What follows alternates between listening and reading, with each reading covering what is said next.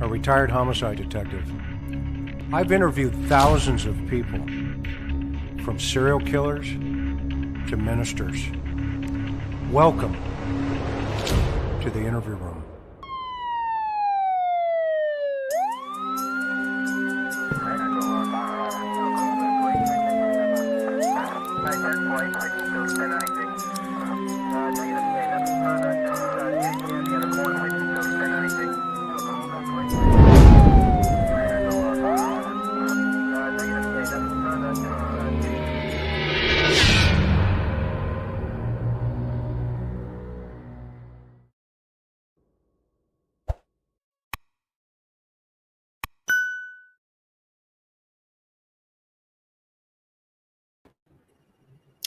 Hey, aloha, everybody. How are you? It's good to see you on Super Bowl night. Holy cow. I figured, I made a commitment. So I said every Sunday we're going to drop a video. And as you can tell, I'm going to follow my word to you without a doubt. So it's great to have you all here. Let's see who we've got in the room here. We've got a whole bunch of folks coming in. It's so exciting to see 12-Step Woman, Sam Costa, Gail M., Karen Boardman, Mimi J2, and all of our mob, Sophie, Maui Girl, Sophia, Rebecca, Nancy, Sam Costa, thank you so much for being here. All of our friends from Canada, the UK, Europe, all the US, all around the country. We're so grateful that you're here tonight. I'll tell you what, I've got an exciting program for you. As you can see, this guy over here, I want to introduce Mr. John Lamb. So, John, say hi. Hello, everybody. And I also want to say hi to, is it Dog Life, who is watching from the UK?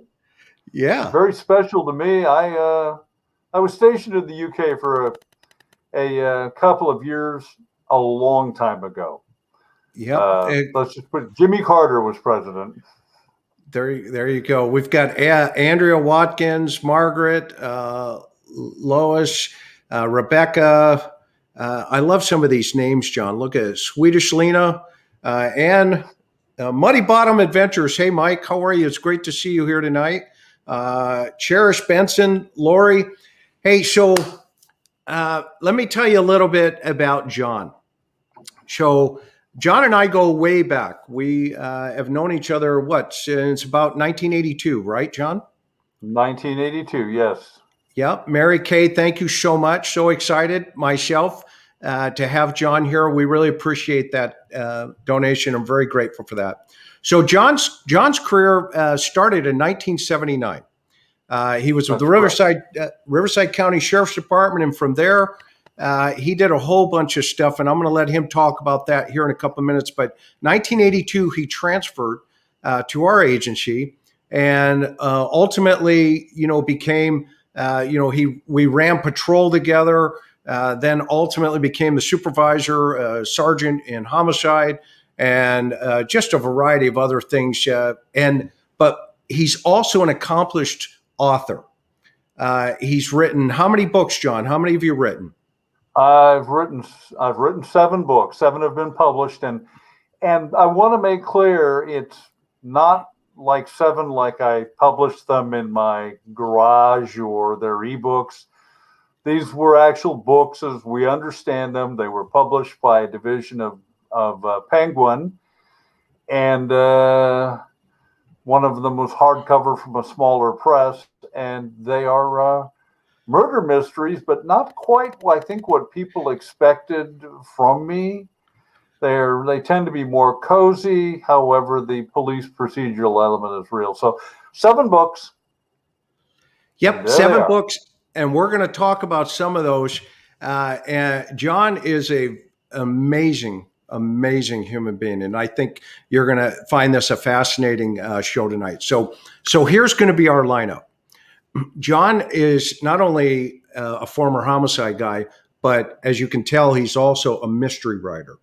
So he's got some really interesting insight, not only about Lavinia and the murder there. And I see Canada's in the house and Australia. It's great having you guys here. Thank you so much for being here. We love you guys up north and down under. We love you. We're so thankful that you're here. But so here's some how Tim Hortons. Yeah, exactly. And John, his publisher is Penguin Random House, and so he's the real deal. And so here's what we're thinking. So we're going to run by Lavinia one more time. If you missed it, just a couple of minutes ago, we're going to show it one more time. And the reason for that is John is going to add a little more color about some other people. So Dylan, let's tee up Lavinia real fast in case the folks that are just joining us didn't get a chance to see it a minute ago. So we'll run from that. And thank you, Luis. I appreciate that. And please forgive me if I'm messing your name up right now. It's not intentional. I'm just taking a quick look down here. Laura Lee from Australia and Beauty for Ashes. Absolutely love that. Love that name. Absolutely. Shelly, it's great to have you. Love Mac Daddy. Rich Riemann. Hey, it's good to see you here, buddy. Okay, so Dill, let's tee up Lavinia. And then, John, what are we talking? Vampires tonight, right? You've got some great stuff on vampires. We will talk about Elizabeth Bathory, who the reputation has been is that she was a vampire. And we can cover some of the stories that were told about her and provide some interesting stories from her. We don't know whether she actually killed 650 people, women. Wow. But that's one of the things we'll explore. Okay. And Maui girls are to our mods. You guys are the best. I have the best. I have the best crew here. Welcome to the community. Okay, my flock, thank you so much for that super sticker. Are you ready? Let's run it. And John, let's watch this and then we'll come back and we'll dive in. Welcome to the interview room. Did you know Charleston, South Carolina is known for a lot of things? It's food, it's art, it's Southern charm, hospitality. But I bet you there's one thing you didn't know. The first female serial killer in the United States was locked up right here in this building. I'm Chris McDonough, a retired homicide detective. I've interviewed thousands of people, from serial killers to ministers. Welcome to the interview room.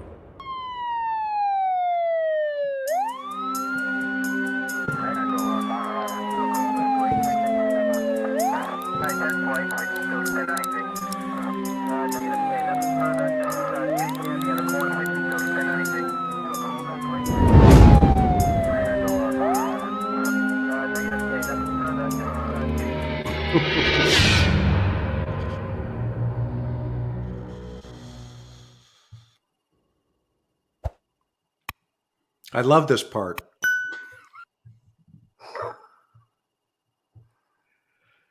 So the story of the first female serial killer by the name of Lavinia Fisher starts right here in South Carolina in Charleston and in this building. Okay? So how does this all come about? Well, both she and her husband open up a hotel, okay? And in this hotel, people started disappearing, okay? And so a lot of the people in the community started to ask questions. The story of Lavinia Fisher began in 1783 when she was born in Charleston, South Carolina. Not much is known about her, but she was married to John Fisher, and in the early 1800s, the couple ran what was called the 6 Mile Wayfarer Inn, a hotel located 6 miles north of Charleston. At the time, wagon trade in and out of town was a profitable business. But many of the traders who stayed overnight at local inns ended up getting robbed by highwaymen. When traders arrived at the 6 Mile Wayfarer Hotel, they were met by Lavinia and John. Lavinia was said to be charming and known for her beauty. She would talk with the men to determine if they were carrying cash. As the story goes, Lavinia would entice them with cups of tea laced with oleander to get them lethargic. When the men would fall asleep in their bed, a trap door was said to open and the bed would drop into a pit below. Her husband John, according to legend, would kill them and take their belongings. The men were never heard from again. The Fishers were part of a large gang of highway robbers that operate out of 2 hotels in the backcountry, the 5 Mile House and their 6 Mile Wayfarer House, which became a hideout for outlaws. As the story goes, a mob who were fed up with the robberies and wanted to put the highway robbery gang out of business took matters into their own hands. First, they went to the 5 Mile House, told everyone to leave, then burnt it to the ground. Then they went to the Fishers' 6 Mile Wayfarer Inn. They kicked everyone out and left a man behind to guard it. The next day, outlaw gangsters, including Lavinia, came back and assaulted the guard. The man looked to Lavinia for help, but instead she choked him out and shoved his head through a window. Later that day, a traveler stopped by the house and stayed at the inn for the night. He refused the tea that Lavinia offered and grew suspicious of his hosts. The story goes that when he went to his room, he sat in a chair by the door all night. In the middle of the night, he heard a loud noise and saw that the bed dropped through the floor. He was so scared, he leapt through a window and ran to the authorities. Lavinia and John Fisher were arrested for assault, along with other gang members, and put in the city jail. Despite the reports of the killings, the couple was never charged with murder. They were housed in the same jail cell while they awaited trial. The jail conditions were said to be deplorable, with no way to keep out the heat or cold, overrun with insects and rodents, and no running water.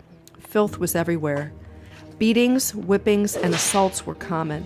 At one point, the couple tried to escape using knotted together blanket as a rope, but it broke and John refused to leave Lavinia behind. They sat in jail and awaited their fate. So an arrest and trial take place where both John and Lavinia are convicted of highway robbery. Okay? And quite frankly, that punishment is death. So a tree like this would have been utilized and they would have been hung from these gallows. Lavinia and her husband were found guilty of multiple robberies and were sentenced to be hanged. At the time, highway robbery was an offense punishable by death, just like murder. According to legend, Lavinia, who was 27 years old, was defiant and didn't believe she would be executed for her crimes. On February 18, 1820, the day of their executions, the Fishers were taken from the Charleston jail to the gallows behind the building. According to legend, Lavinia had worn her wedding dress, clinging to the hope that a married woman could not be hanged. While the law did forbid a married woman to be executed, there was no law against hanging a widow. The judge had ordered that John Fisher be hanged first. Although John had insisted that he was innocent and asked for mercy for those who had done him wrong, he went quietly to his end, praying with a minister. Lavinia, on the other hand, refused to walk the gallows. She had to be carried as she hollered and ranted in front of the crowd that had gathered. Before she was hung, she reportedly yelled out, "If you have a message you want to send to hell, give it to me. I'll carry it." Then Lavinia jumped off the scaffolding herself, rather than allowing the hangman to do his job. That was her end. The ghost of Lavinia wearing her wedding dress is said to haunt the city jail and Charleston to this day. So after she was hung, legend is that her spirit now walks these buildings in the hallways in her wedding dress.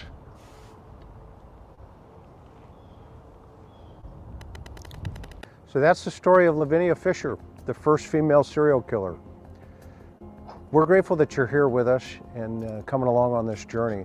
If you like what you're seeing, please hit the subscribe button and don't forget to put your comments in there. We're grateful for your feedback as well. See you next week.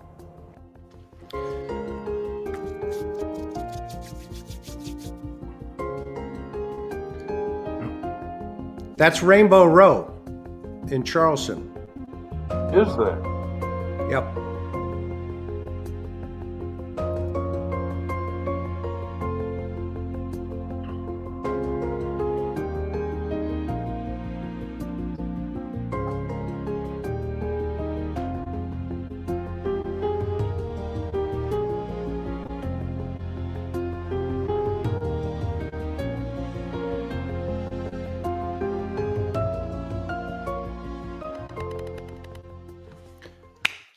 Okay, so just as promised, everybody, this is just the beginning. We have some really cool stuff lined up with some stories that we're going to tell. Not only like we promised, true crime, mysteries, all kinds of craziness, but it's going to be connected. So the reason I invited John here tonight because not only the fact that you're somewhat of a legend in the history haunting world, John. Tell everybody about your past in terms of how you've written books. You wrote the tour guide book. I mean, the haunted book in San Diego for how many haunted stories. I mean, tell everybody a little bit about who John is, and you're going to love this guy. He's hysterical. The haunted places of San Diego. The book is called San Diego Specters, and it's what I set out to do was, could I prove or disprove a haunting based on solid witness testimony? So I'm not relying on, Jason, Trent, and whoever who, tell me like, we went to the house, dude, and the spirit appeared at the window. I'm not going to actually think that that's probably a valid story. And I focused on San Diego because there are a wealth of haunted places there. And some of which I debunked, but many of which, for instance, we know about the Hunter Steakhouse in Oceanside. Yeah. Which is built over cemetery. Yep. And see, doing this research into haunted places allows me to follow really my first love, which is researching history, finding obscure history. And in the instance of the Hunter Steakhouse, which for those of you who may, never been to Oceanside, it's not far from the coast. It's just above the Interstate 5 freeway, next to a wildlife sanctuary lagoon. And there used to be a cemetery on that hill. And when Interstate 5, which for describing people who are out of country or something, for those of you in the UK, we're talking about is it the M24 that is like the slowest highway in the world around London? Interstate 5 is 4 lanes, and when it came through, the story was the company was supposed to move the bodies.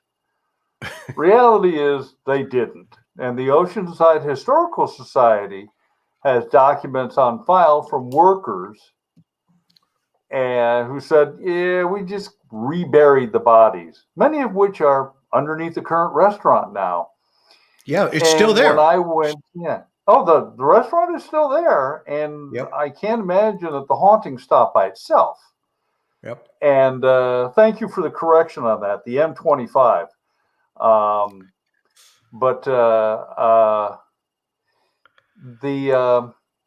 When I went in there and I asked the manager, I said, is your restaurant haunted? And he said, well, I don't know if I believe in ghosts, but yeah, this place is haunted. And, without getting into like huge detail, we had employees who would see full figure apparitions. If they'd worked there for much more than a week, they would hear, there was a certain alcove where the food servers and the bus personnel would be, and they'd hear a voice right next to their ear that would whisper their name. There were, one of the things that most ghost researchers have noted is that where there's like poltergeist activity, it's often focused around bathrooms. And the bathrooms, faucets would come on by themselves, toilets would flush. Anyway, it was the ability to go into these places and collect fresh stories. And Chris, the number of times we responded to alarm activations at the Oh, Hunter it's crazy. Steakhouse. Yeah, that place was just totally weird. Thank you, Mary. No, that John, go ahead. Tell them the stories. I mean, I was there's some going to crazy say, I stuff. mean, I had lateraled from Riverside Sheriff's, and where I'd worked in the desert, I worked near Palm Springs, and probably my fourth or fifth night, we get a radio call of an alarm activation at the Hunter Steakhouse. So I roll up, all doors are secure. The cop I'm with lights up a cigarette and says, this place is haunted. Now, my first thought is, I haven't even logged 40 hours on the job here. And for those of you who know people in police work, police officers will play ugly pranks on each other. So I figured I was just basically being hazed. But he then told me, oh no, this place is built over a cemetery. You wait and see. You watch the number of times you come out here. And I don't believe there was ever a break-in that we found. So yeah, no, that alarm was always going off. And so let's shift gears for a second. Let's talk Lavinia. I mean, John, you've got some really interesting insight, not only about her, but some other stuff. So let's share with our audience here and our community. Let's dive into Lavinia a little bit. And Billy X, thank you so much. Says, I truly appreciate great content, which Chris and team do. I'm a big fan. Thank you so very much. And shout out to South Africa, John. We've got, the Crime Nut. We've got from Canada. We've got Australia. Everybody here. So John, fill us in about Lavinia. This, I didn't know she was the first female serial killer till, we started doing some research. Lavinia and her husband and the other members of the crime gang during this era of American history are known as land pirates. Okay. And they operate in areas outside of, like a city like Charleston. Well, once you get outside of Charleston, it's essentially wilderness. Mm-hmm. And they operated for the most part with impunity because law enforcement was that mob you saw. And so they were known as land pirates. Okay. And it was a common method of robbing travelers and murdering them by setting up bogus hostels. And they would give them poison drink or something to put them to sleep. It's also, and for those of you who are seeing me for the first time, I tend to be kind of scattergun. This is also where the American expression, the badger game comes from. And the badger game is considered a form of scam. What would happen is that a traveler would come through and someone in the hostel would say, hey, mister, we got this strange animal. We don't know what it is. Will you come look and tell us? Oh, interesting. The guy will walk in. What does he do? He bends over to take a look. He gets clobbered.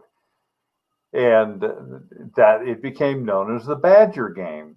So that was the ruse. So that was a ruse, basically. That was a ruse. There was no actual. I mean, there might have been an animal there, but they would say, "Hey, have you ever seen this animal?" Remember, America is still essentially a wilderness, so nobody knows what exactly is out there. Mm-hmm. So there might be, something strange. Mm-hmm. So Lavinia is part of an all-American tradition of crime families. There was a group in southern Pennsylvania, their name escapes me now, and they eventually got burned out. I mean, they didn't get a trial. But this takes us to Big Harp and Little Harp, who were land pirates and are considered America's first serial killers. And so she's around that. She's around that time then. She is contemporaneous.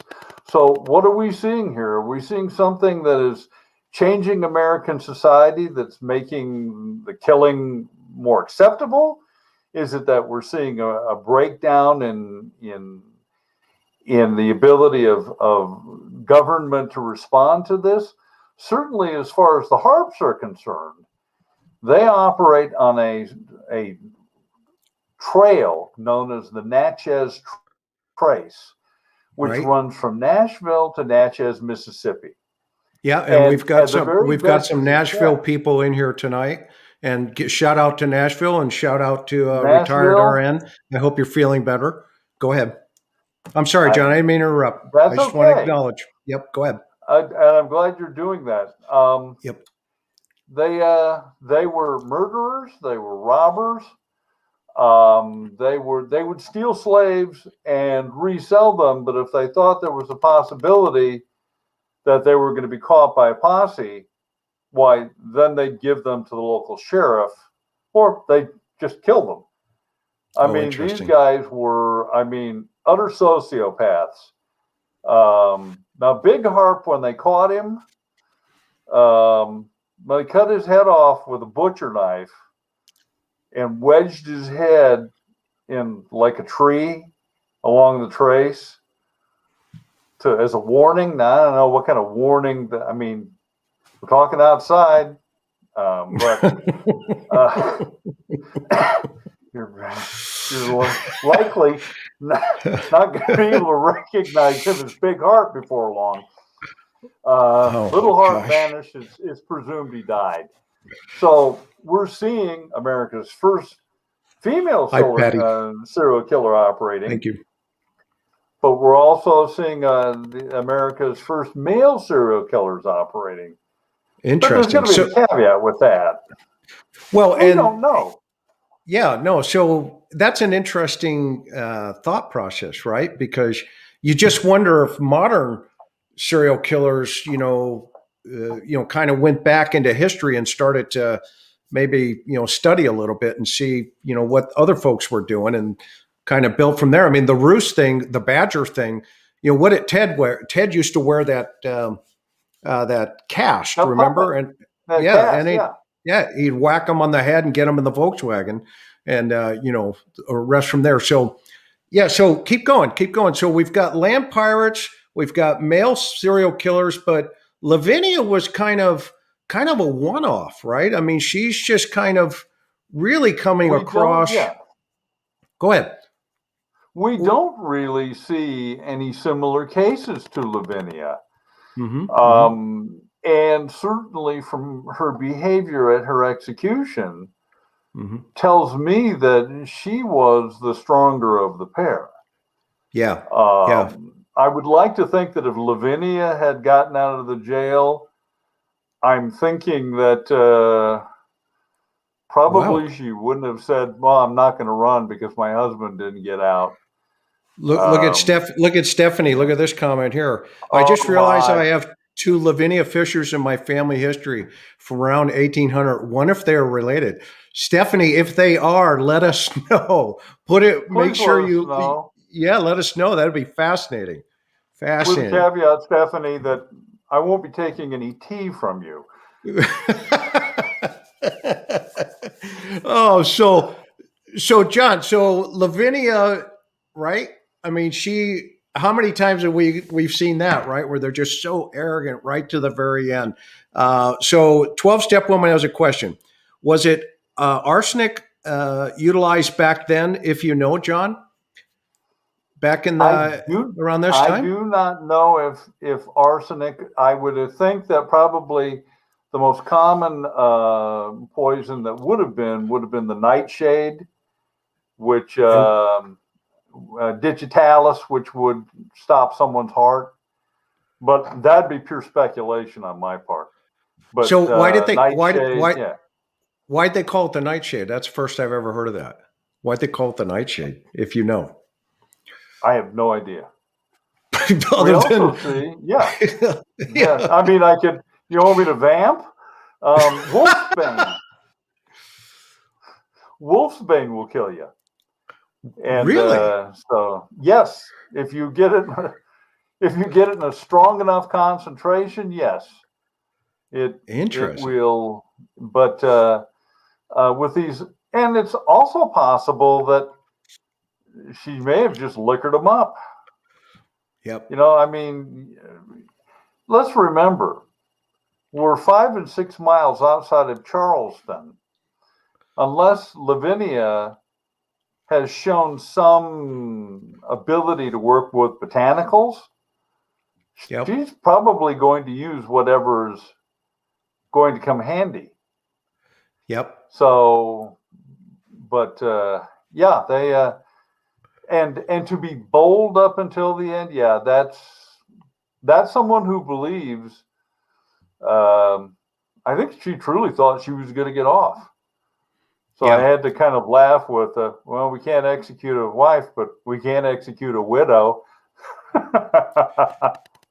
Yeah, exactly. The judge saw right through that. Thank you, maybe, to her becoming a member. We're grateful for that. Well, you know what I find fascinating about that, about this particular story, is the fact that the mechanics of, you know, how that bed would just drop out from underneath. So you had some insight into that.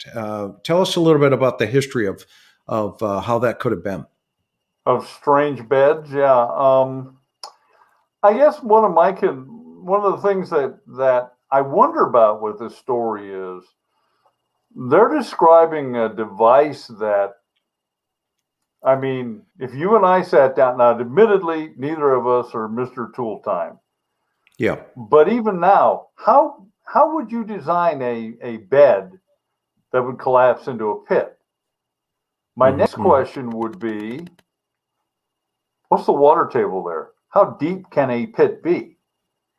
I'm wondering if what actually happened is that the bed slats collapsed, and then the attack comes with clubs, edged weapons, or whatever. But, I see. But what threw me reading about how this bed collapses, and again, it goes very far afield. The Roman Emperor Nero wanted to get rid of his mother and didn't just want to simply execute her. So he had one of his builders build this galley that was designed to collapse on itself. And, you know, she'd die in this terrible thinking of this galley. The way to go, Steph. Thank you, Stephanie. The galley, in fact, collapses, but she gets away. The Nero's mother. So, you know, for all this exquisite planning with this galley, they ended up beating her to death with boat oars. So, you know, but I just thought about that. If these people are robbers, I would be fascinated on what made them think about coming up with this bed that would be, you know, that would do this. It was pretty creative. I mean, if we think about it, right? I mean, it was, you know, it was first get them in. So you have the lure, right? The grooming. Yes. And once they're in, okay. And then, hang on, here comes Bud. Let me see if I can get Buddy. Come here, Bud. Yeah, Bud. My cat, by the way, those of you who have commented about my cat walking out, that is Pumpkin Pea Pie Esquire. And he is one of 3 cats we have. I also have a very old golden retriever. Bud. Hey, everybody. He just woke up, so he's still a little sleepy, and he's still a little Jack Russell. So put it down. Jack Russell terrorist.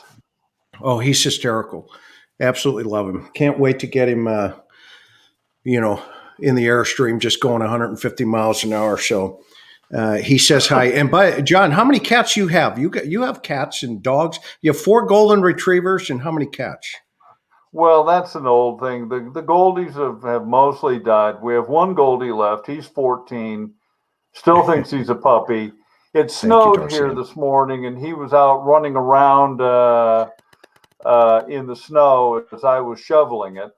For those of you who don't know, I live about 2 miles as the crow flies from the Blue Ridge Mountains in the Shenandoah Valley of Virginia. I live about 100 yards from the South Fork of the Shenandoah River.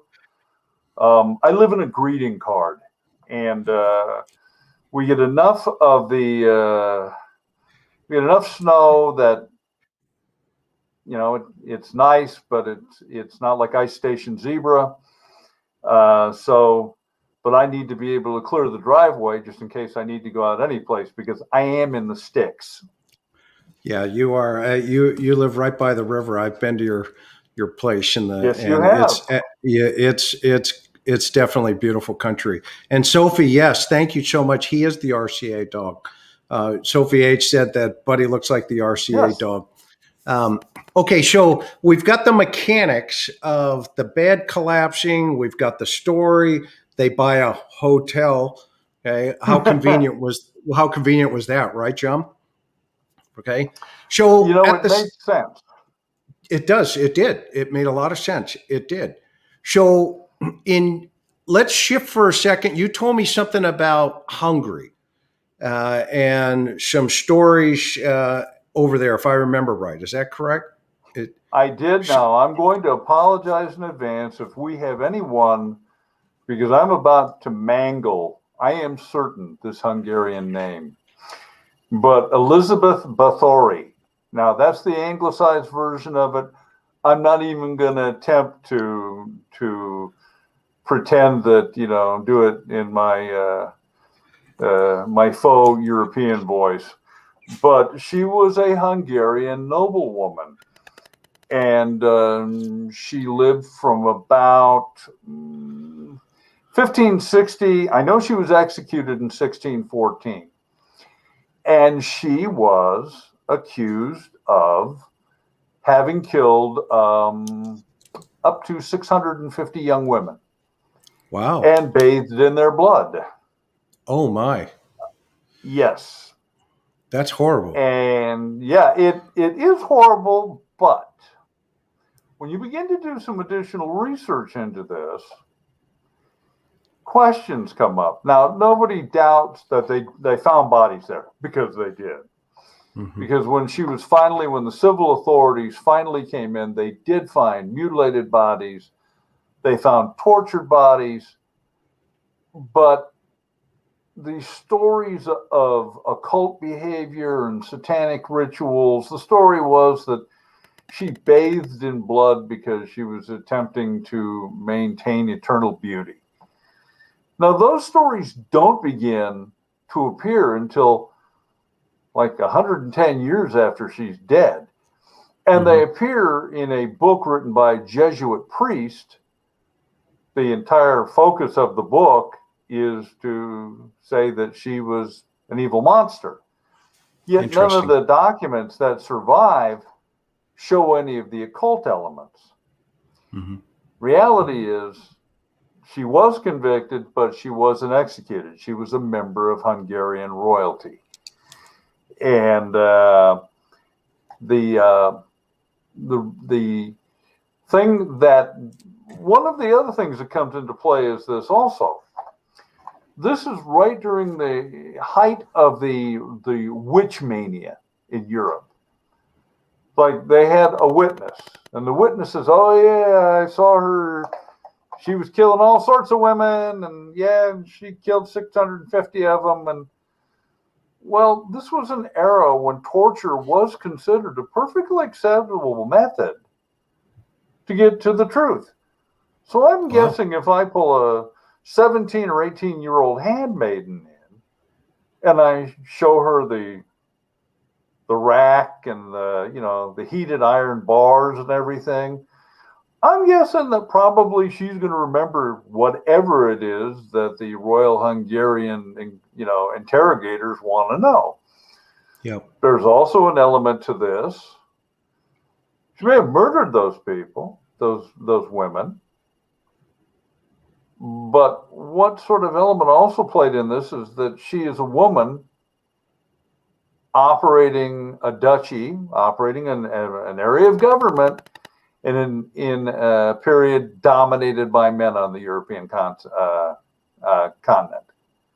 So we don't know how much of it was anti-female bias. Thank you, Mariana. Go ahead. Yeah. We don't know that. And I think the other thing that I would say about Elizabeth Bathory, yes, the story of the blood and, bathing in blood and that sort of thing, it's graphic, it's titillating, but I would say we need to have a sense of perspective with this. All right, we believe, let's just say Elizabeth Bathory killed 650 women. Now, during that same time period, the Tsar, Ivan the Terrible, massacred 70,000 people in Novgorod. Wow. And Charles IX of France massacred upwards to 70,000 people in France for the St. Bartholomew's Day massacre. And British troops massacred 600 Irish.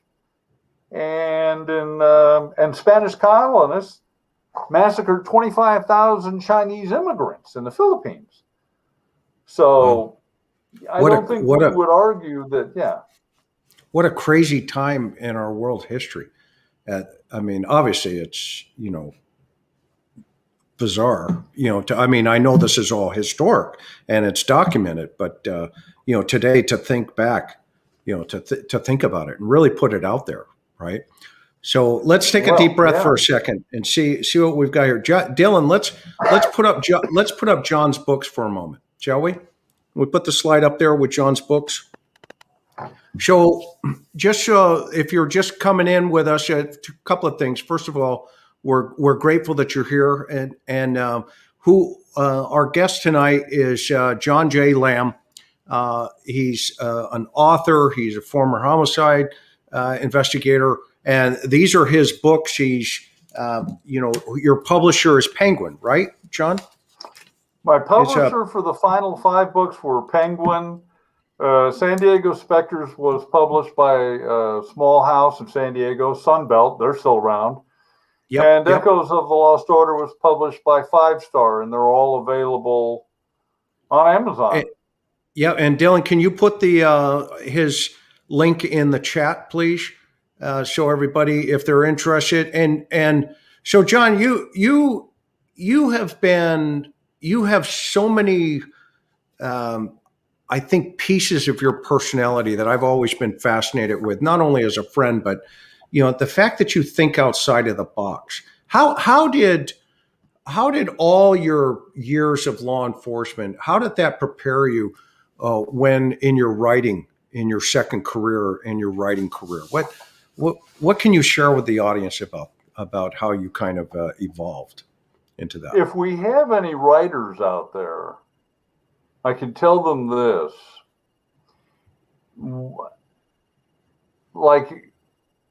The first thing I learned was simply being an ex-cop with war stories didn't mean anything. You had to actually have a story. You had to be able to tell the story competently. You had to learn what your voice was. And I mean, when I came into writing, I didn't know what that meant.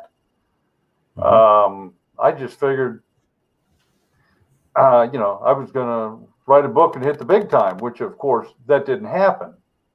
All right, Coffee and True Crime. I will parenthetically tell you, I was stationed at RAF Greenham Common before the cruise missiles arrived and the Peace Women arrived. It was, as far as I'm concerned, a 2-year paid vacation. Thank you, Uncle Sam, because I loved living in Newbury. And you notice I still call it Newbury. I don't call it like an American Newberry. And I did. I loved being stationed in the UK. And but back to the writing. Okay. First thing you learn is it's an actual job. You have to sit down and you have to write. And when I finished the first book that I sold, I thought, well, there it is, no more work. But Mm-hmm. there's always more work to do, because Mm-hmm. your copy editor will come back and tell you, oh, this needs to be fixed, that needs to be fixed. The things that I benefited from with the for my police career is I worked to schedule. Then you and I both know, you had to work to schedule. You had to, and you might be stunned. I know if we have any literary editors out there, they won't be stunned by this. An awful lot of writers are just flakes. They think they're going to sit down and wait for their muse to speak to them. Yeah, that doesn't work. You sit down and you write the books. So I learned that. You can cross a line in trying to make a book realistic into minutia. Your readers don't really care. If you want to explain like the supergluing process and the chemicals then adhere to the amino acids, and your average reader doesn't really care about that. All they want to know is if you stick something in a fuming tank, fingerprints are going to come out. Interesting. Yeah. And so you learn, and see, this was a learning process. My very first editor for The Mournful Teddy, which was the first in that 5-book series. And Dylan, let's put his books up for a second. And let's John, before you go, let's put his books back up for a second. Because you went from, you've got so many directions. Put the slide up, pal. Put the slide up if you can. There you go. Sorry, real fast. And shout out to the back room back there for D Man. He's fantastic back there. And thank you everybody for being here tonight. I'm competing with the Super Bowl. Go figure. And all the cardboard audience, but I have a real audience, right? You guys are amazing, and we love you. You're the real deal. So you have so many dynamics here. Echoes of the Lost Order. That's a cop book. San Diego Spectrum in the lower right.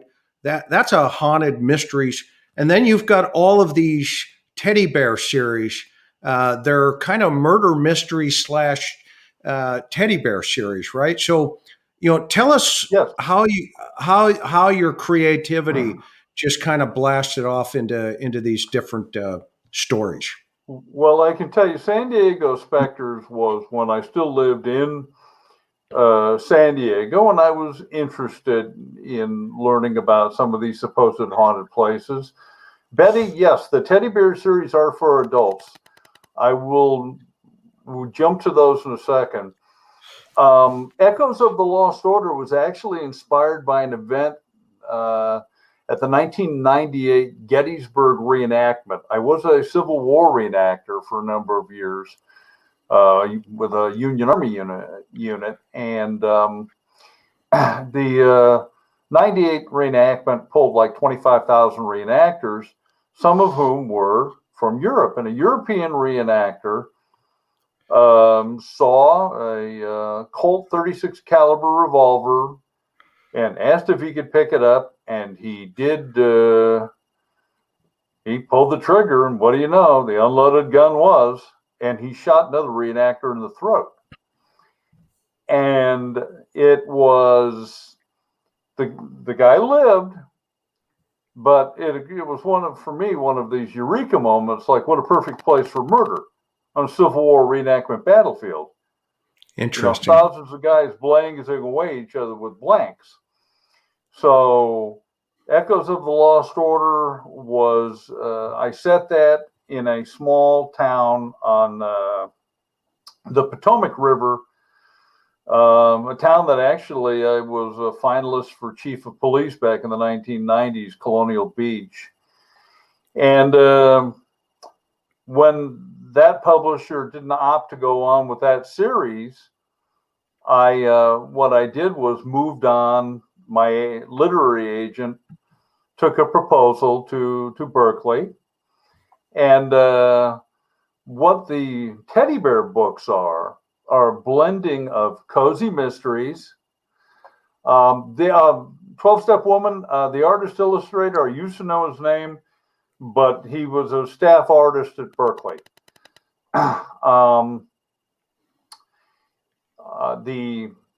The idea of blending a cozy mystery, and for those of you, I think probably we have people who know what that is, but if there's somebody here who doesn't know what a cozy mystery is, it's serious dampening of the language. It's always fade to black in romantic scenes.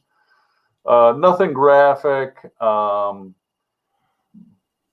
And so I took several things that came together for me. First of which is, I know more about teddy bears than probably any adult male who is a cop should.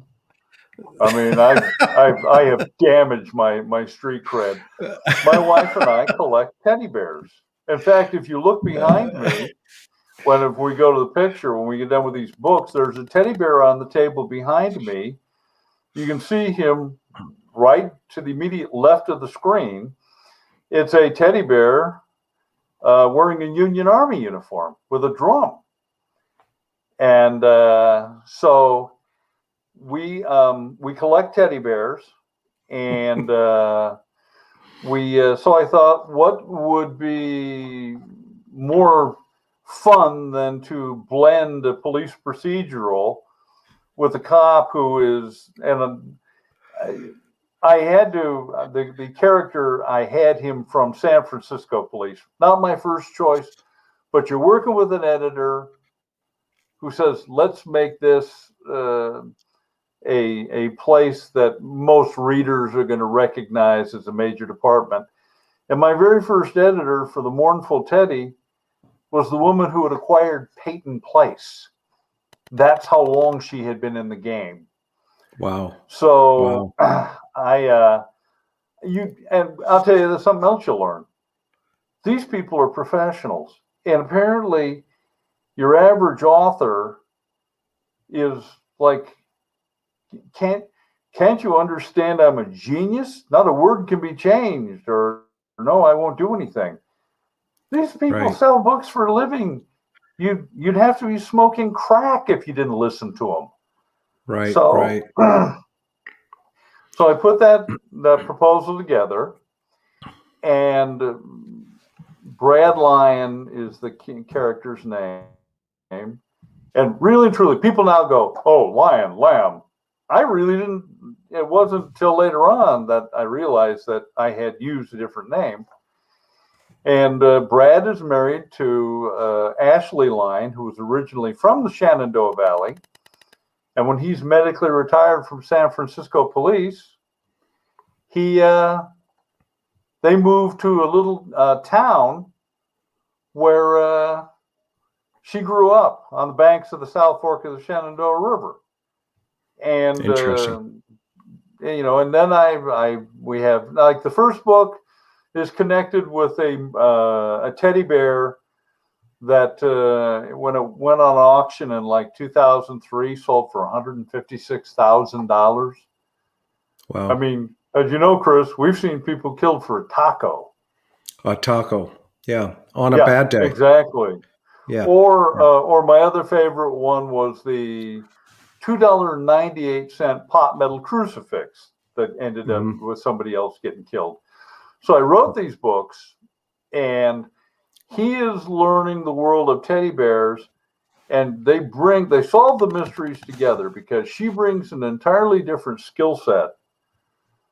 She assembles these teddy bears, and they, as a consequence, she's more logical than he is, and they work together as a team. And there's some humor in these books, and there's some, I will say, there are some of the most wretched puns in the English language. So if you really don't like puns, you probably want to avoid. I mean, it's not like they're on every page, but I do. Okay, so let's keep the flow going too, and so let's take some questions, John, because I see a lot of folks over here some questions. I saw some folks ask about vampires, and so guys and gals, if you have some questions, go ahead and throw them up, and we'll get John to answer them. So, out of the series, the Mournful Teddy was your first book, right? That was the first book in that series. It was actually the third book I wrote. Okay. But your publisher released it as the first, and it kind of flowed from there. Is that how? We went with a total of 5 in the series. Okay, and then because the books came out, San Diego Spectres was the first book, Echoes of the Lost Order was the second, and then it was Mournful Teddy, False-Hearted Teddy, Crafty Teddy, Clockwork Teddy, and Vengeful Teddy. I don't know. Yeah, no, your characters are just, and you have such a raw sense of humor that's just so real. Okay, so John, go ahead, take this. Is John currently writing another book? Does he have plans on releasing more? What are your thoughts? At this juncture, no. And the reason for that is that Sister 325, I will get to you in a minute regarding the vampires. Okay. The reality is I was what was known as a mid-list author. And you're never going to make much money as a mid-list author. And writing is an exceptionally, labor-intensive function. For somebody like me, you've got to do your own publicity. You've got to organize your own events. And for me, literally, I had to return to work 6 years ago, and when the Berkeley didn't want any more of the teddy bear mysteries, and this was about the same time that 50 Shades of Grey was becoming very popular, and the publishing industry was moving into adult erotica. Okay, so John, Sister 325 has a question. Are vampires real, or do they? Just think they're real.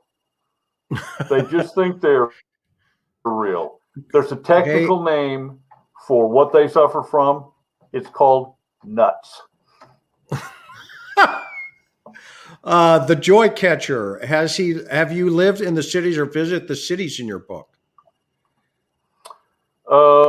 Let's see. Books. Well, the first book is set in the central Shenandoah Valley. Yeah, I live there. The second book set in Baltimore. Yeah, I've been there. Yep. Third book is again set in the Shenandoah Valley, but also there was a trip up to the area around Gettysburg. There used to be a wonderful place called Boyd's Bear Country.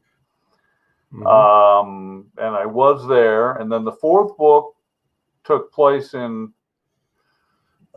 San Francisco, the Northern Peninsula, like Marin County, and then Volcano, California. And I've been there. The fifth book takes place in the Shenandoah Valley. So yes, I've been to these places. Okay, you got another one here. Are those places real, or why those places? Anything special about them? They mostly fit the story. And one of the things when you're setting scenes up for books, I focus on story. And unless there's like a really overwhelming reason for bringing in a foreign locale, I don't do it, because part of the other problems is, now it's easier now with Google, but it's so easy to get the geography wrong. So if I were doing it, I'd be doing I would have to spend time on Google, just doing Google Earth. So 12-Step Woman says it sounds like to read your books in order. Would that be awesome? You can read the books in order, but they were also, my editor designed them in such a way that I give you enough background information that you won't be lost. You know, there's not like a really convoluted plot line to follow. Yep. Miss Shelley has, are your books available on Kindle vampire? Yes. I don't know about vampires because I haven't written anything on vampires. Maybe this will inspire you, John. Maybe this part will inspire you. My guess is not, Shelley's interest notwithstanding. Most of the people who I've met and you've met, because Chris and I were both hostage negotiators. I ran the hostage team. Yes.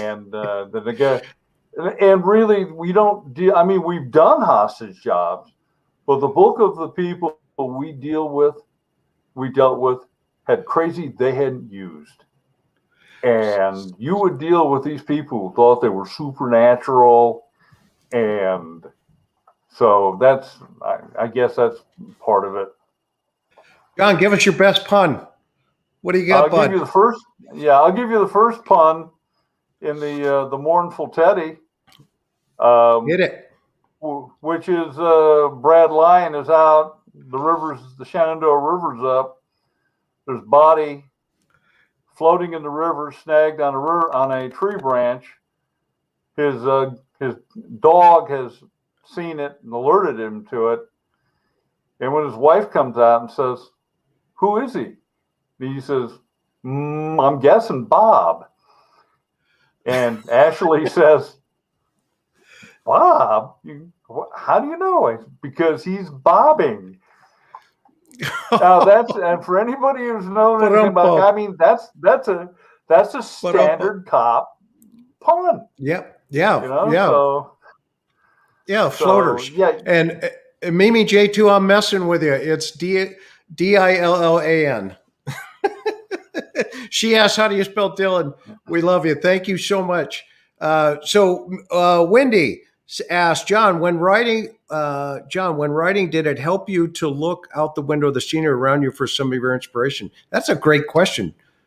It really is. And what I would do is I literally had a work schedule.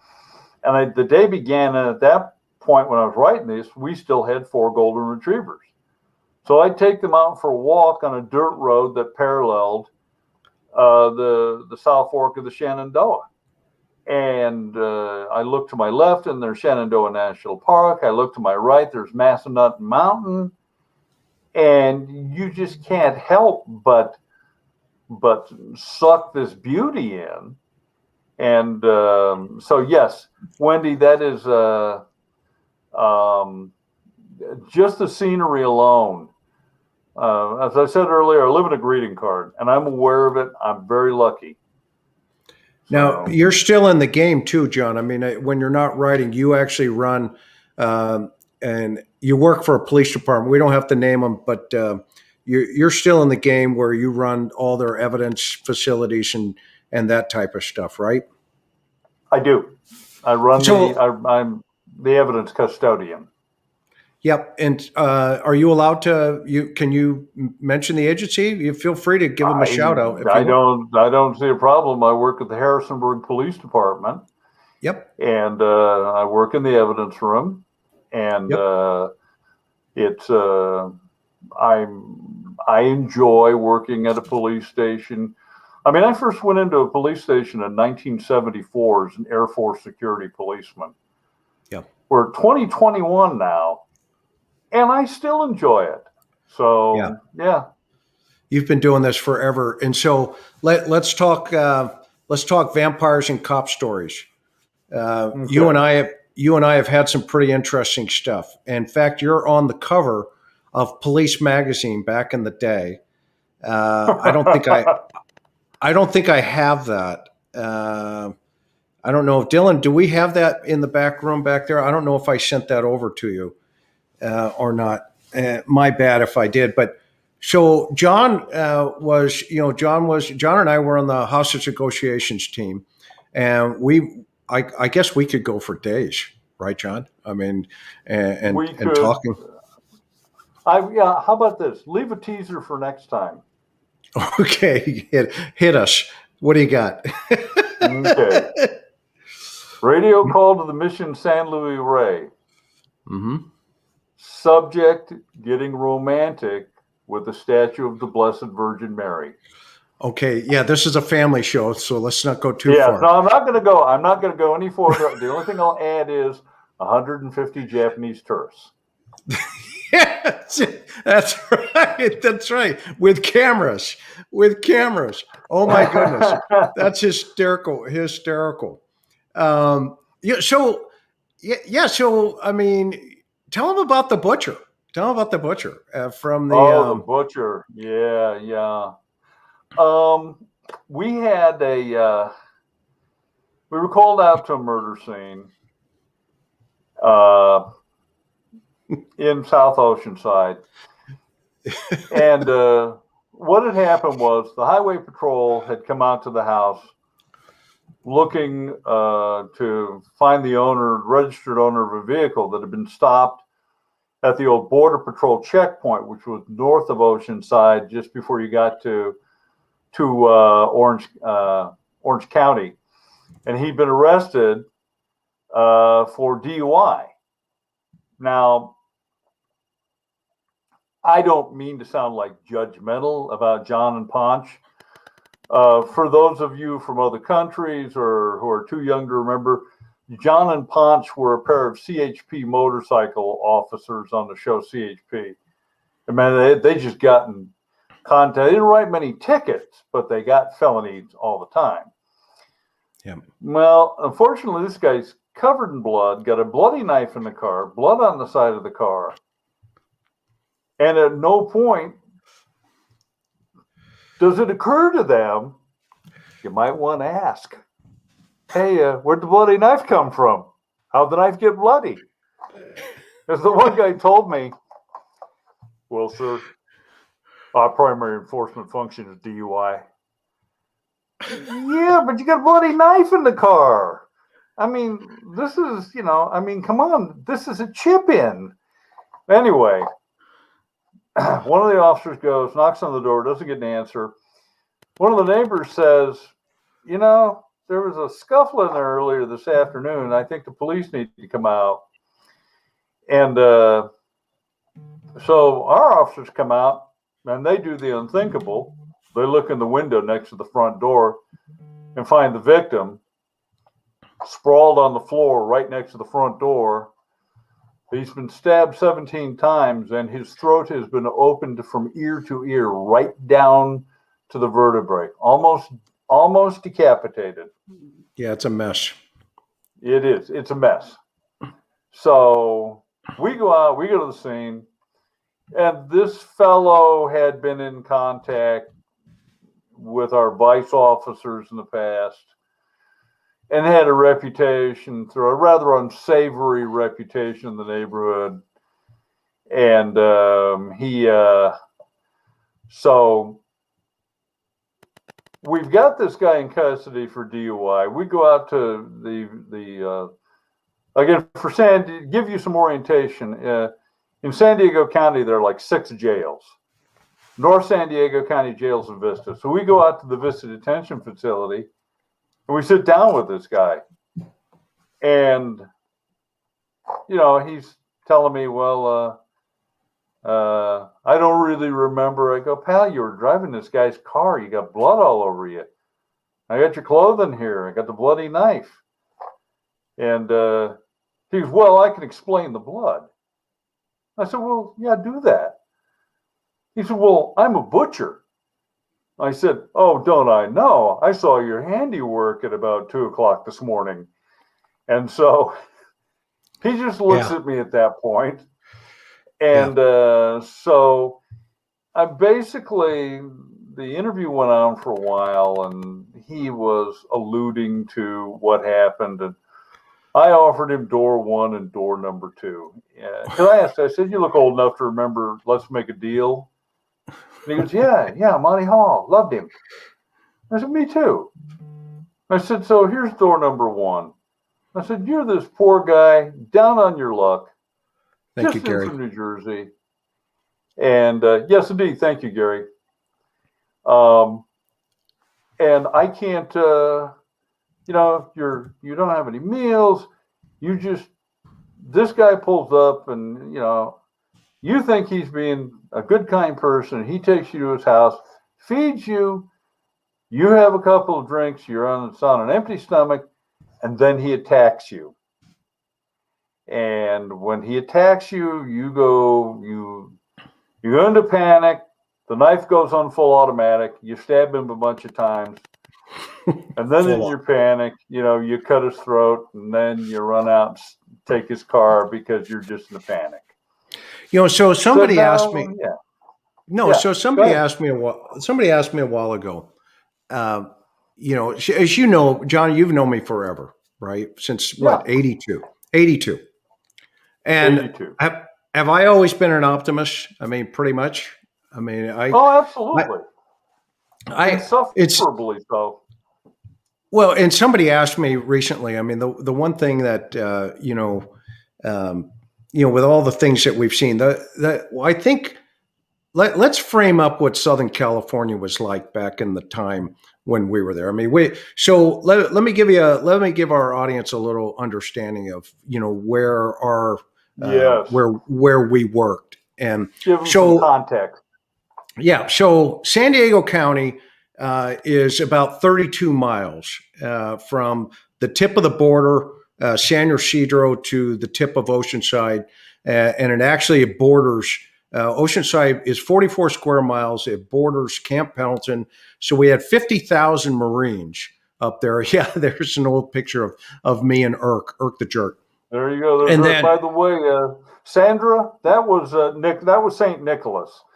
That was the gray cat you saw by, and there's nothing saintly about him. Go on, Chris. No. So anyway, long story short, so we have 50,000 Marines, and of course you have the Marine Corps Recruit Depot, and they send them all to Camp Pendleton to do, their infantry training. It's called ITS, Infantry Training School. All right, and plus the 1st MARDIV is stationed there. The 1st MARDIV. By the way, who is it that wants to know how old I am? It's not. I don't consider it rude, Stephanie. I earned these wrinkles. I'm 65. Yep. And that was Irk, Gem Cat. Let's put Irk back up for Gen Cat, Dylan. So anyway, the great thing about that town is every crook in the country, if they did a crime down at the border, they would immediately go north on the I-5. But here was the problem. There is a U.S. Customs and Border Patrol checkpoint between Oceanside and San Clemente. So there's literally a 22-mile stretch of freeway with nothing but the Pacific Ocean on one side and Camp Pendleton on the other. So what would happen is they would stop in our town. Okay. So, I mean, John, on any given night, I mean, we're just rock and rolling. I mean, it's just, it was just, the expression in California, when you went on scene, you were 1097. And when you were clearing a scene, you were 1098. And if it was a busy night, somebody said, "What's the night like?" You'd go, "It's 1098, clear to copy." You'd clear a call, and then you might be handling like a major call, and they'd come out over the air you'd hear the beep, beep, beep.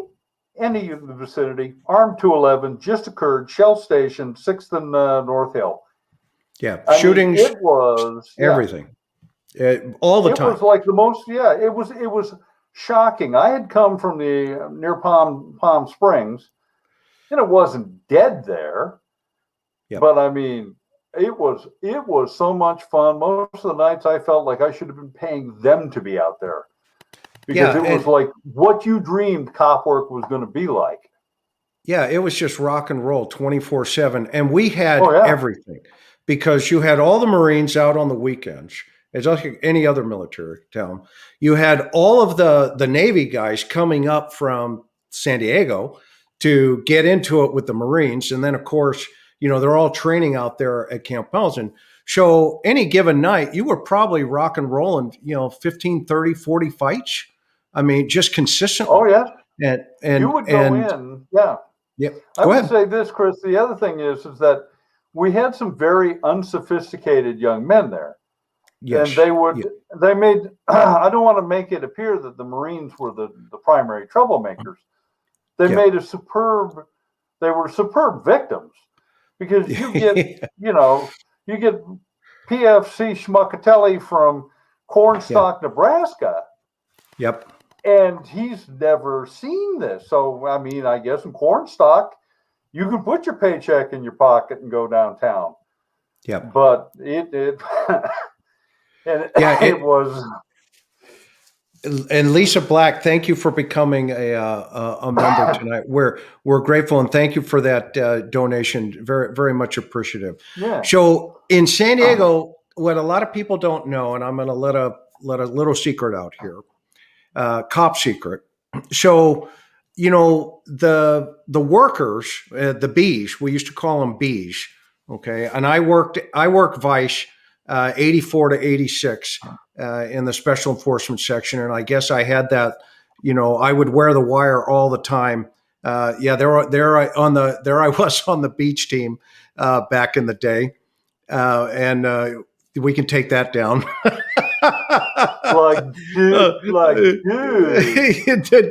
I rode the ATVs. I mean, that was the best job. But anyway, long story short, so from San Diego, the girls would go from San Diego to Oceanside to Miramar, or to what was it in Orange County? What was the next Marine Corps air station? El Toro to Anaheim, because they're working all the tourists. So you'd hook them up on a Friday night, and you'd book them. They'd get released, and they'd hook out of town, and they would make their way all the way up from there to Orange County, to LA, to Hollywood. They'd end up on Hollywood Boulevard or Sunset. On Hollywood, and then they'd keep going north up into the Bay Area, into San Francisco, and they'd make it all the way up into Seattle. And from Seattle, they'd make a left turn and go east into Reno, and then they drop down into Vegas, and then they would come all the way back down to the border again and work their way north again. So by the time, right, Johnny? In the 19th century, they used to take the Grand Tour through Europe. In the 1980s, the Grand Tour was up Interstate 5 at various prostitution locations and down Interstate 15.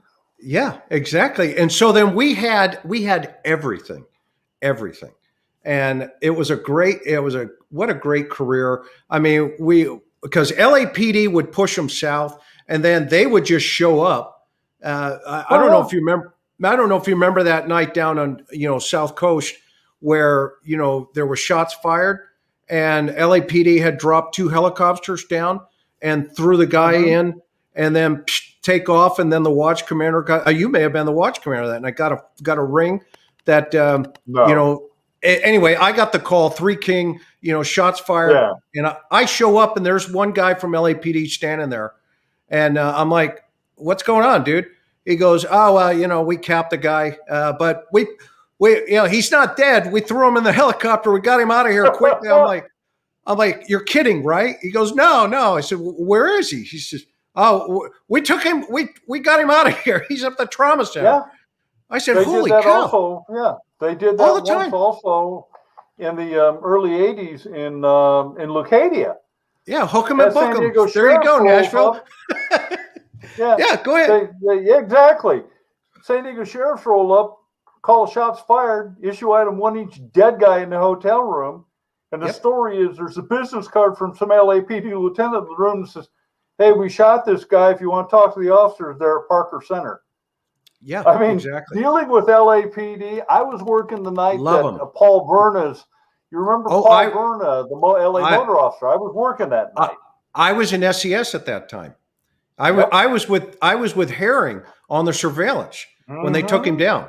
Yeah, absolutely. No, that was an honor to be part of that game. It was part. It was. I mean, it wasn't like any sort of the plan that they talked about in advance, but this was a pair of crooks who had murdered a LAPD Foothill Division motorcycle officer. Yeah, his son worked that night. Yeah, John, his son wears his badge today. His son wears his badge today. Yes. Bless him. His son wears his badge today. Thank you, Chris. We're grateful that you're here. But go ahead, finish your thought. That we're not covering vampires here. Well, we can cover vampires. You know more about vampires than I do. If somebody's like wants us to go back to vampires, I can tell you. I mean, my response is they're crazy. But right, so maybe I've covered that. But I mean, as Chris is laying out context here, particularly people who've never been to Oceanside, we used to refer to it as the drain catch of Southern California. And Southern California was like the largest unfenced nut house in the world. We had crazy people there that they didn't, they couldn't even get mental health to look at them because they weren't like super crazy. And the huge swirling fights you were talking about, it was insane. You just roll up, break up the fight, move on their way. Yeah, Vampire I guess people. Yeah, no, we can tell you just crazy stories. I mean, because the one thing about police work is this. It doesn't matter, if you're like, I love Duty Ron from NYPD, okay? But there are 5 boroughs in the city, okay? That agency's so big, there's 35,000 guys up there, okay? Oh, yeah. But within those boroughs, they have their own little mini city. So if you think about, the size of a borough, think about the size of a municipality. So so they end up having all these great experiences and stuff, but it's no different than if you're with LAPD, LA Sheriff, or our agency, or San Diego. Police work is police work. It doesn't matter where you work or how what kind of things. The crooks are crooks. And they do stupid stuff, and you got to love them because, there's a couple of things there about, just respect. If you treat them with respect, 99% of the time, they'll just turn around, put their hands behind your back. And I think these kids nowadays, Johnny, I mean, they need to learn a little bit more about, don't be so quick to start yelling at people, just relax, chill out. The guy's going to go. I agree. We got all the time in the world. Now, Nashville, what I do in the evidence room, we get that covered. Yep. All the evidence that comes in, I will make sure, I'm like the safety net. I make sure that everything is properly sealed, properly initialed, properly labeled. If there is a request for evidence to go to the crime lab, then I will put together the request.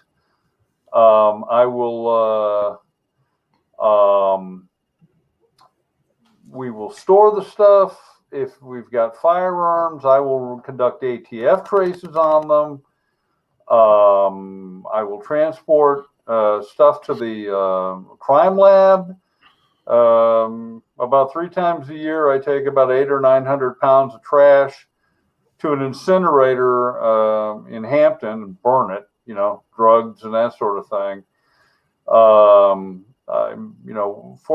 We try and take as much of the work away from our officers so they can focus on doing street cop work. So like I will review their old cases, and if it's a drug case and it's over with, I'll apply for the destruction order. Or I'll say, hey, this case is over with. What do you want me to do with the evidence? So it's not like the old days, like Ray Batiste and Al Stephenson. I'm mentioning one of them would just sit and polish his bowling ball all the time.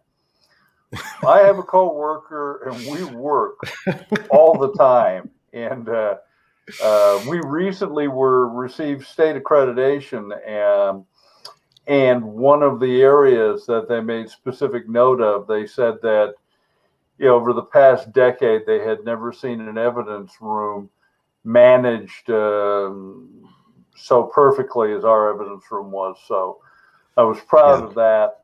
And so that's what I do there.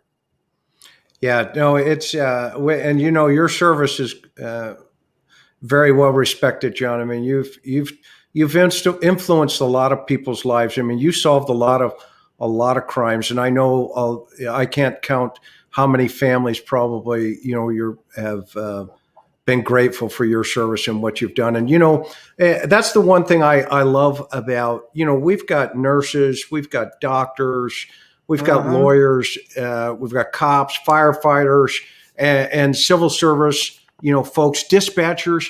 I mean, I'm going to have a dispatcher on here. I know I've got some folks that I'm really close to. I want to have these guys and gals come on and talk about their careers, because I don't think they get the shout out that they need. I mean, these guys and gals, Absolutely not. I can't tell you how many times, right, John, that they have saved our bacon because they heard something and they were able to put it out over the air, and it's just some good stuff. So let's keep a promise, though. We did promise to talk about vampires a little bit. So what kind of vampire stuff do you have that you can come up with internally that you've been thinking about that maybe I haven't asked you? Well, the thing about it is that separating, of course, and there's a crossover between cannibalistic killings and vampiric killings.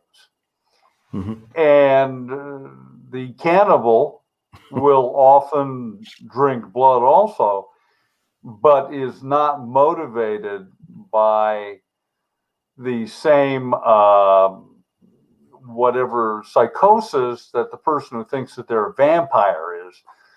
The vampire, the vampire has been around forever, but the current iteration of the vampires, we understand it, first rolls out in 1897 with the publication of Dracula by Bram Stoker.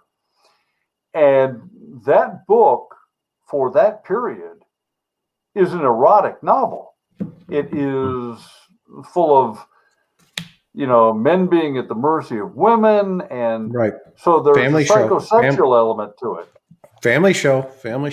No, I'm not going any further, but to say that this is when you see the people who want to imitate what they imagine is vampiric crimes, in large measures motivated by other emotional and mental baggage they're carrying, and I'd leave it at that. And the idea of biting somebody gives them a sense of power. So what does it boil back down to? Power. And it's and for the most part, it's losers who think I'm powerful because I bit somebody on the neck. I mean, I've had to confess, I don't understand and have never understood the modern love affair with the vampire. The Twilight books and all of that stuff. So here's a question now, from Judy. Yeah, there can be, there had been some suggestions that there's a blood disorder, but we're talking about the actual attack component, where they, want to bite someone's neck and suck the blood. And that disorder is almost exceptionally rare. So, strange. The bulk of what you're seeing are people who have been influenced by popular culture. And, if it wasn't, if it wasn't for, if it were werewolves that were popular, that's what they'd be doing right now instead of vampires. Yeah, this is. I just think we're shifting a little bit in our time where people are.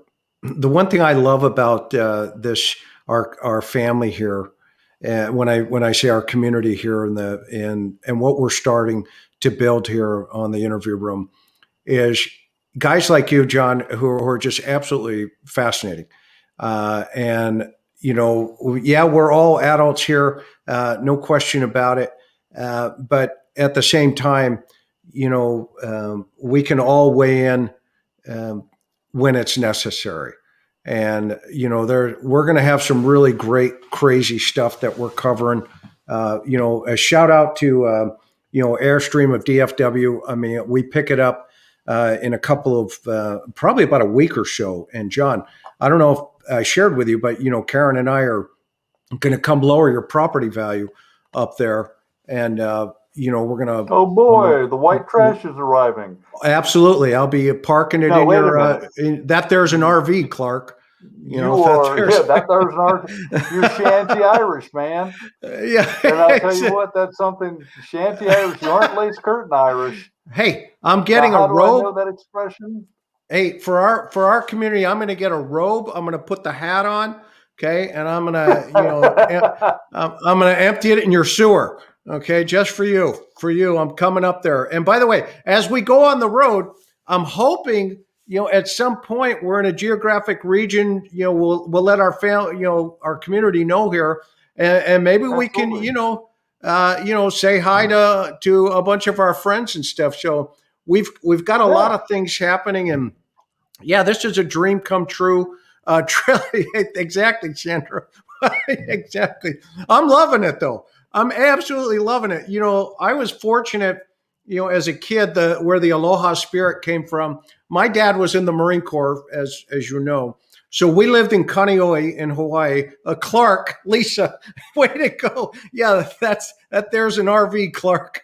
Exactly. Taking it with him when he leaves next month. Yeah, exactly. And so my nature has been, since I've been a young man, just I love people. I absolutely love people. And it's fun. It's fun getting to know you. But, at the same time, we're in this COVID time, and it's a very serious time for everybody, where we have to be, cautious and concerned. And John, you got your shot, right? A couple of weeks ago? I got shot number 1. I'm getting shot number 2 on Friday. Okay. And they put the helmet on you and they pounded on the top too, so it all goes down. I'm told that's how they do it. And then they cauterize the wound with a road flare.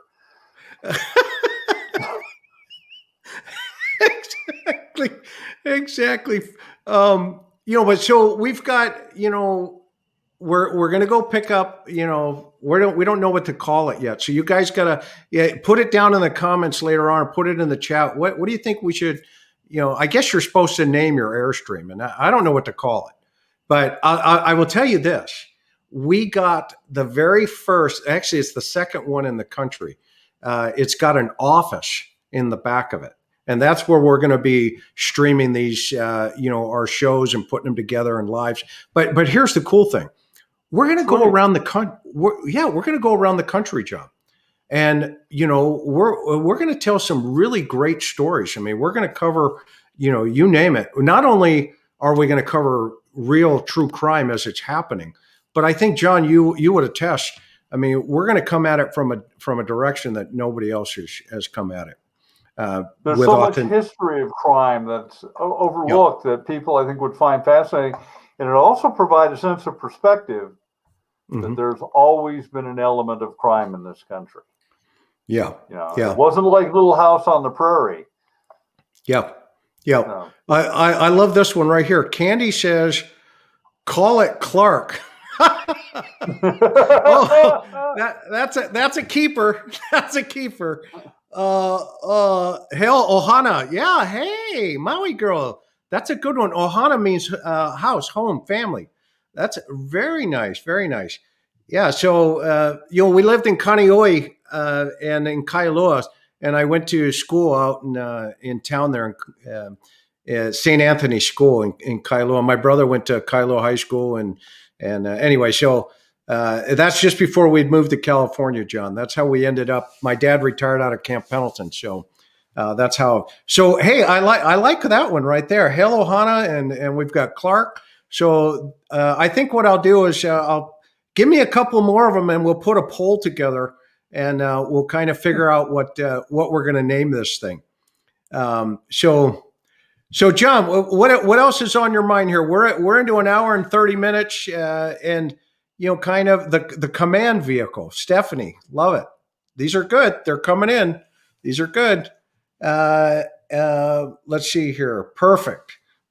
That's awesome, John. What else is on your mind? What do you want to talk about for the next 5 or 10 minutes, and then we'll let everybody get back to that boring football game. Well, I was thinking about, we were talking about strange cases. Briefly, we could cover a couple of, we had a couple of attempted grave robberies in Oceanside. Yeah. Oh, yeah. Yeah. Tell some of those stories. Be interested in here. Yeah. Call it 1985, 1986. We had Ocean View Cemetery, which was, no, I don't. Judy, I do not have a website. But he's got Amazon. He's got Amazon. Let's put his Amazon site. Amazon, and if you needed to get in contact with me, you could do it through Cousin Eddie here. That's what you call it, Cousin Eddie. We get a call out to the Ocean View Cemetery. Somebody has dug down 6 feet. And I mean, we're not talking, I mean, they have literally exposed the bulk of the grave, but there was a cement cover over the coffin. They hadn't gotten into the grave. But this had obviously, they'd worked throughout the night. And good question, why grave robbing? My guess is that the goth movement was just beginning to come in then. And I'm certain that somebody thought, or the heavy metal or whatever, I'm certain Jason thought, dude, wouldn't it be cool if I could have a cup made out of a skull? Remember, they were sleeping. They were sleeping in the crypts. Remember, John? They were sleeping in the crypt. Yes, they were. They were sleeping in the crypt, and nobody knew nothing about the people out there digging all night. And then 1992, we had a follow-up episode on a hill overlooking the Mission San Luis Rey, the old Anglo Pioneer Cemetery, where they dug in, and we never figured out what it was they were looking for or whether they got any bones. But this is an example of the bizarre sort of things that we as cops handle all the time. I mean, you just asked the question we ask, why do you do this? What did you think you wanted with this? What did you think you were going to find in there? So, well, I'll never forget that it was, okay. We have to tell one story. You have to tell Ziegler, Michael Ziegler. Michael Ziegler. Does this tell everybody who's watching this episode occurred in 1983? And Chris and I both remember it vividly. Michael Ziegler was a downtown meth freak. And for those of you who think that's judgmental, I'm sorry, but that's simply what he was. He was a meth freak and a thief. And so one night, Chris goes out on the air. Three King was his call sign. And he says, yeah, Three King, I'll be out on Michael Ziegler. And it was at 6th and Tracks. So I rolled to cover him. And Ziegler is just, dude, McDonough, dude, can't you leave me alone, man? Dude, come on. And so Chris is trying to get a light to look and see how dilated his pupils were. And there were a couple of cannonballs. They were cannonballs. They were his pupils were, if we got anybody in medical field or cops, his pupils were 9.5s. They were big. huge. They were giant. So he goes, suddenly, without warning, he shoves Chris against the side of the cop car. And Chris bounces off the cop car and he starts running north in the alley. Yep. And chasing him. Yeah. Put that picture up, Dylan, of Irk. Yes. So let me throw a little context in here too, John. So real fast also. So you see how back when I was a dog handler, we had a piece of skid tape on the side of the door, right where Irk is. Okay. And that skid tape, the dog, we did, as you noticed, there weren't any screens or anything. It was just a big sticker on the side of the Yeah, back that's all window it was. and on the side of the car that said, keep away, police dog. Okay. These dogs are so highly trained and we become so close. I mean, we're just like so tight with each other. So the dog would hang out of the side of the car like that. And this is an actual picture of him barking at somebody that I was running.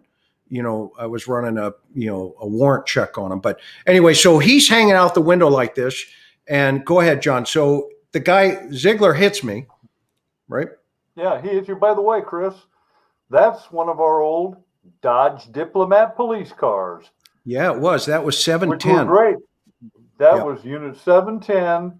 The old Dodge Diplomat was, I mean, if you were driving in a straight line, the Dodge ran like a rocket sled.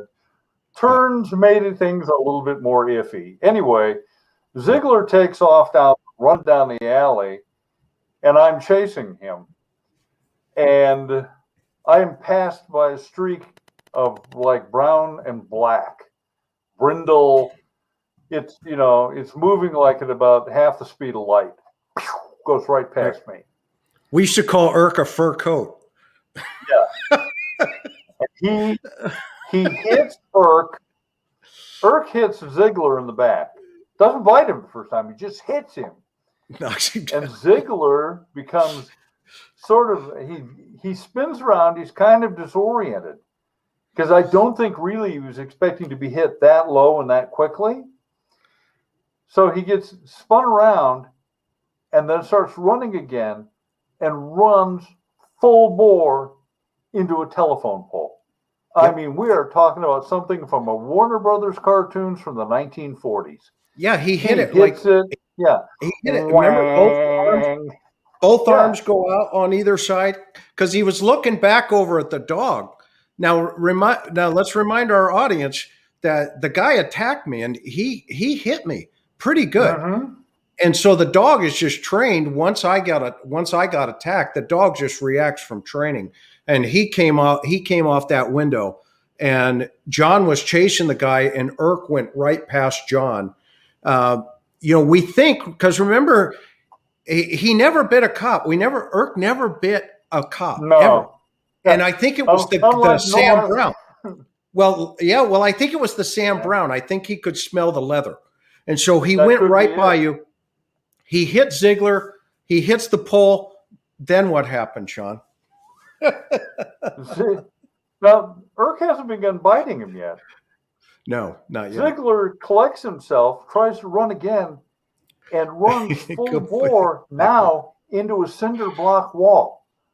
Yeah. At this point, I'm not like mad at him or anything. I'm laughing. I can't stop laughing because I've watched this. This guy has already damaged himself significantly. He hits the wall, slides around on his back, and attempts to kick Irk, which was an error. Tactical and error. Irk bites him. Yeah. A tactical error. And he went into begging him protection now. Oh, he was, man. Ziegler began the encounter with full-length Levi's. He was like wearing hot pants by the time we ended. And we're begging him, stop kicking the dog. And this probably sounds like I'm a little cruel, but I'm laughing like crazy because I've watched this moron who had slugged a cop and tried to run away, begging him, stop kicking the dog. And finally, he stopped. I personally think that Ziegler was just exhausted. Well, yeah. Yeah, Irk took him down, right? And we roll him over, we hook him up, and he wouldn't stop fighting. The famous line he told you. Yep, which was. Remember what he told you about Irk? I do, and I'll let you say it. That dog is from hell. And we're not talking about somebody who was being dramatic. It was like he was revealing a secret of the universe to us. It was crazy. Oh my gosh, Uh, I know.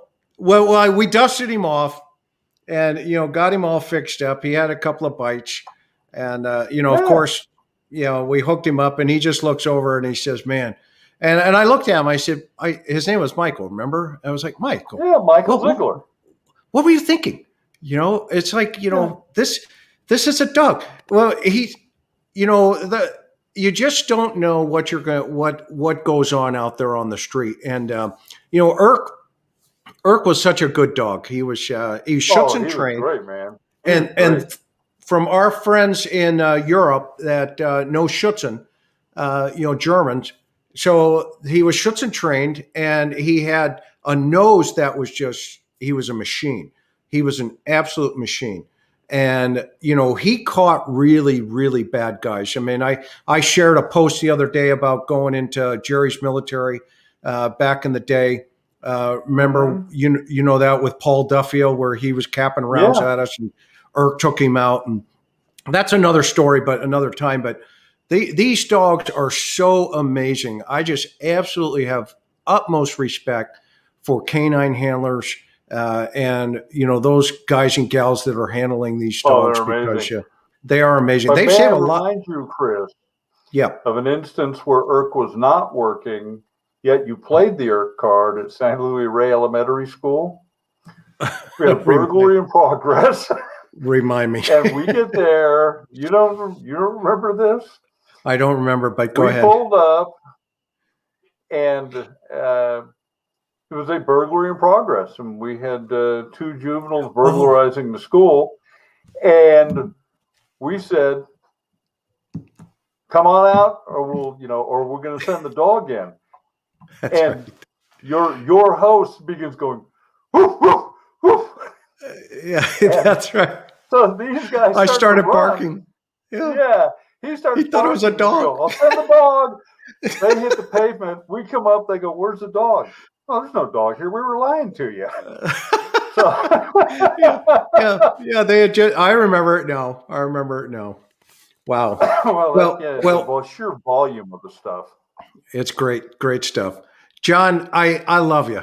You're a good man. You're a dear friend.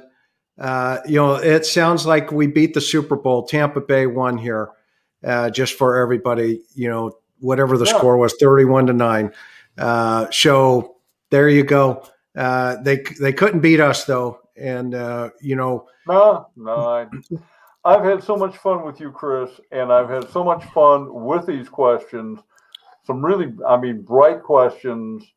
I enjoy these things because the bulk of the questions I answer are, "Can I get my bong back?" No. "When can I have my gun back?" At work. Yeah, at work. "When can I have my gun back?" Never. So it's so wonderful dealing with bright people, and people that have a clean sense of the Super world and the joy of being here. So the Silver Precinct, that's not bad. That's a good one. That's a good one too. We've But got a lot of great ones the coming in. Cousin Eddie. So Judy Johnson says, "What happened to Irk?" Well, you remember we talked about the ghost story at the Hungry Hunter, right, John? That was haunted up there. Yeah. So Irk we get a call of a guy who'd stolen a vehicle, and he went off this ravine, and there's a big what is it, a lake, or what do we call that thing? It's a lagoon. It's about a It's a lagoon. lagoon. And Yeah, it's that's right. it's a wild bird refuge. Yeah, so it's a lagoon. Anyway, the suspect goes into these reeds, and Irk goes in. I had him on a 30-foot lead. He goes in, and we search for the guy, and we don't get it. We catch him, but when I get him out, like a week later, he was coughing. The dog was having a problem breathing. Anyway, I took him to the vet. The doc looks at him, and he says, "Hey, it looks like he swallowed some algae, right? And so let's keep an eye on him." And so we do. Well, about a month or two goes by, and there's another, it's a big another car chase, and it's another stolen car. Suspect goes in to the same lagoon, but on the Carlsbad side. Remember where they used to feed all the ducks and stuff, Johnny? That was the So, pursuit that came down out of Anaheim, Chris. right, that was the big chase. Yeah, And exactly. you want to hear the strange world of that? The Hit me. Anaheim cop that was involved in that Yep. went to the academy with me in Riverside County, and we worked at the Indio station together. So No what kidding. a small world. Yes. I did not know that. I did not know His that. name was Mark Uravich. Wow. And so, yeah, it was weird to hear his voice over the air. But anyway, yes, it was an auto theft down from Anaheim. Yeah. And so anyway, the bad guy again goes into lagoon. Irk catches the guy. We hook him up. But it was the same lagoon. And so long story short, Irk ended up having a heart attack because there was a growth next to his heart and he collapsed right in front of me. We threw him in the back of the car, took him off. And You took the him to rest Jim is- Pallen's car. yeah, we took him to Doc Pallen's car, and it was too late. We lost him. So Irk died in the line of duty, and I was very grateful for that dog. That dog saved my bacon. I can't tell you how many times. And it was shortly thereafter that I got transferred in the bureau. And John, you were in the bureau before me, and obviously, and you were actually my boss at one point before you transferred up back over into One patrol of the for a little darker bit. days of my career, Yeah. being your supervisor. Good Lord. Talk about herding cats. Exactly. So No, actually, as you know, my Yeah. style of supervision, Chris, was I just let you guys come up with stuff. yeah, I Yeah. wasn't going to micromanage you. So, no, it was a delight doing that. But yeah, yeah. No, we had a lot of fun, did we not, Johnny? We had a lot of fun. It was good times. I had so much. I'll tell you what, I had more fun really during the early days. It was like the most fun you could have with your clothes on. And I had more fun on that job, and I felt I did more good. Boom, boom. Yeah.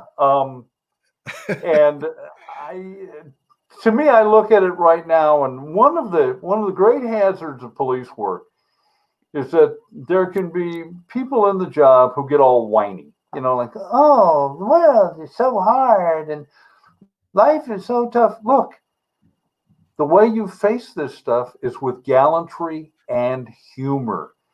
If you remember those things, you can see it through, and a sense of perspective that the entire world isn't trash. And that's where you and I have benefited from the women in our lives. Yeah, absolutely. No question about it. Karen she's been my anchor through all these many, many, many, many, many years. And, that's why, us going out, you hear her lovely voice on the voiceovers. I mean, she is just she's just a natural writer. She's she's a gifted writer. She's an award-winning journalist who's been published all over the world. And she used to write arts many years ago for some of the biggest dailies. And, she wrote for the LA Times for a while and various different things. But long story short, you said you've seen more, teddy bears. I've probably seen more tutus than I ever needed to in my time. Huh. And, that's thanks to my Karen, right? And we're both That very is lucky. great. Yeah, we've been blessed. We've been blessed. And I cannot wait to take this, show on the road. And guys and gals, we can't do any of this without you. If our content, we're hoping, is going to be just top notch, well produced, tell great stories and engaging stories, not just true crime. We're going to cover it, of course. We have to, because I've made some commitments to you and to others, but just other things like whimsical things. I mean, who would have thought, to have John on here for, an hour and 54 minutes, for you to get to know him. Go pick up his books. He's got his Amazon page. It's going to be down below. Hit that button, the like and we're just grateful you're here. If you can't become a member, that's okay. That's okay. Just be here. Just have fun. Share this with everybody if you can. And so, John, I'm going to give you the last word. I'm going to tell you when we sign off. Dylan's going to hit the sign off here after you're done. And next week, guys, I'm reassembling the panel. I've got something really special coming for you. So put your seatbelts on. It's going to be a good one. As we used to say, John, code 33, right? Code 33. Code 33. Clear the air for emergency traffic. Emergency traffic. John, last word, and then Dylan, when John's done, come pop in here, and then Dylan, take us out when John's done after you pop in. Go ahead, John. Give us the last word tonight. The last words are, I want to thank you for this opportunity to visit with you, Chris. Like I said, go back to 1982, and the two of us are still, like, relatively sane. And we're doing well, and it's just a delight to visit with you, and also a delight to visit with these folks who are coming here and paying attention to two old guys sharing old stories. But it's been a delight to be here, and I would. You're coming back. You don't even have to. You're coming back, though. You don't even have to say it. You're coming back. Oh, okay. All right. So don't worry. So put your seatbelt on. I don't have one. So D-Man, I want to pop in. Guys. Go ahead, John. I'm sorry. No, say it. I was just going to say, want to thank you for having me, and also wish you the very best with your panel. And on that note, yata hey. Yeah, and we love our mods. Thank you so much, all our mods. I mean, you are amazing. Can't do this without you. Thank you, thank you, thank you, thank you. Dylan, what do you got? Absolutely. You're Make on sure you mute. like and subscribe. Go Tampa. Have a good night, everyone.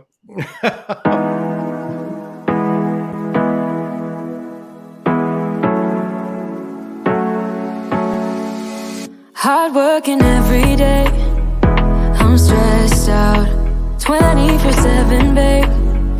No timeouts, wish we could fly away.